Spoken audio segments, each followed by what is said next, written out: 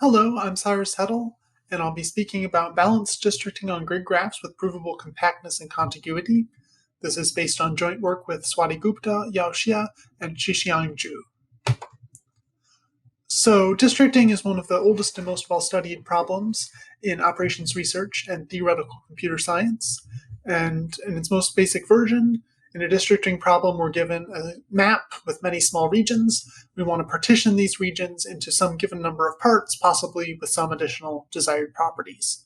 And the applications of districting are many and varied. They include civic applications, such as for school or police districts, for political districting and studying gerrymandering, and even in studying parallel computing.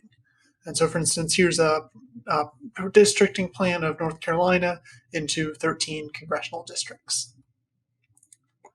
And across all these different applications, there's three objectives that come up most often.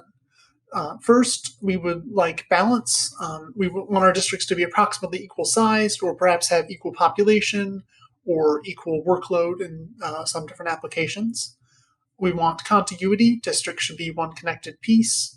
And finally, we want compactness. And there's a few different ways to measure this. What we'll focus on is low perimeter or low number of cut edges in the districting plan. And there's many approximation algorithms and heuristics for districting that with varying efficiency and varying performance on each of these three objectives. But in general, getting guarantees, theoretical guarantees with efficient performance for all three of these objectives simultaneously is a difficult problem. So this is what we're going to try to do. Let's look at a precise problem statement. So in our problem, we're given a graph, G on a vertex set B with edges E. There are weights on the vertices. We are given some desired number of parts K and some non-negative balance parameter epsilon.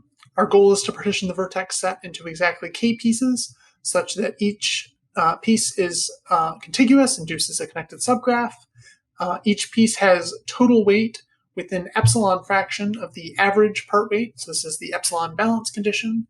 And then finally, our objective is compactness to minimize the number of cut edges between the parts. And we're going to focus on the setting where our graph is a square or hexagonal grid graph. And this is useful for many applications where, for instance, if we have a map, we can superimpose a square or hexagonal mesh onto the map and translate this into a square hexagonal grid graph and try to solve the partitioning problem on that. And we're going to look at three different kinds of vertex weights. We're going to look at unweighted weights, vertex weights where the weights are constant. We look at varying weights and at stochastic weights where each vertex has its own independent random distribution, xv, and then the weights are sampled from these distributions after we fix a partition. And so we have different techniques and algorithms for each of these cases. So for the unweighted and unweighted cases, we are inspired by an old technique called striping, which is introduced by Christo and Meyer. And we adapt this to efficiently produce balanced, compact, and contiguous partitions. And in doing so, we also improve the best known guarantees for compactness for unweighted districting on rectangular grid graphs. And furthermore, we combine these techniques with ideas from Kleinberg et al.'s algorithms for stochastic load balancing and bin packing. And with these, we're able to get guarantees on expected balance in the stochastic case. And again, we have the compactness and contiguity guarantees inherited from the striping-inspired methods. And finally, we show that these techniques, in addition to the theoretical guarantees, also perform well in practice. So we look at both synthetic instances and districting problems for fire and police departments in South Fulton City, Georgia. So in this application, our vertex weights represent either fixed or stochastic workloads based on the history of 911 calls in the corresponding areas and the time taken to resolve those calls.